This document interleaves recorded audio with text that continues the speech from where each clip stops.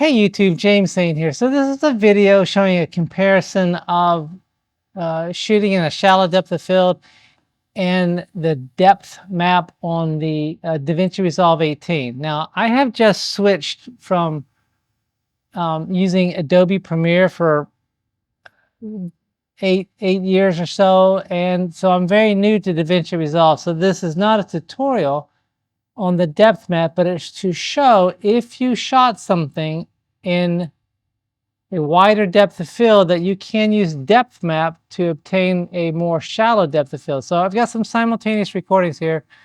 One I'm recording on the Canon R5, and I have my go-to lens, my Sigma Art 18-35, which is shooting at 1.8 right now. Now I have the Canon 90D. It is shooting on a 35mm Canon lens set at f8. So not a horrible background. I put some plants up there to soften up. It's basically just the wall of my house.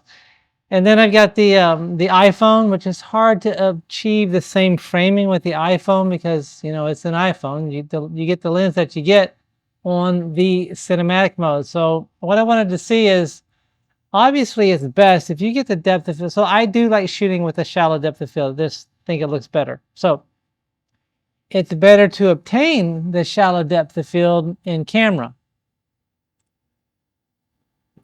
But if for whatever reason you were shooting, I'm not going to test it out on the GoPro, but I do have the Canon 35mm lens at f.8.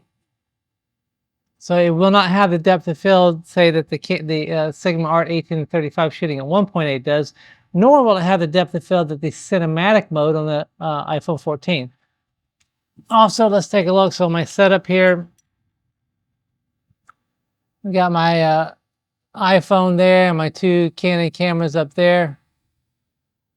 So this is a challenge to see, and I'll leave a link. There's a great video. I forget the guy, but he does some great videos on Davinci Resolve. There's a couple of people that I've started following since I made the switch about a month ago, and I really like Davinci Resolve 18. We'll see what this depth map looks like, because I wanted to get away from Adobe because I'm tired of $600 a year, and I'm shooting more in 360 video as well, and Adobe on my computer does not handle 360 video very well. Doesn't handle it at all, at least not on the GoPro Max anyway.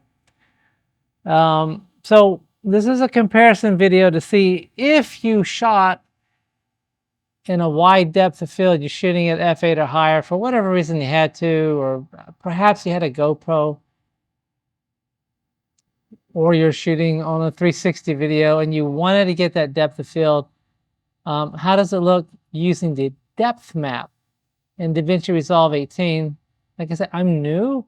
I don't know if a depth map, it's not easy to say depth map, existed in Davinci before 18. That's my first foray into Davinci Resolve, and I think it's new because I've seen some people saying, hey, this is a great new thing.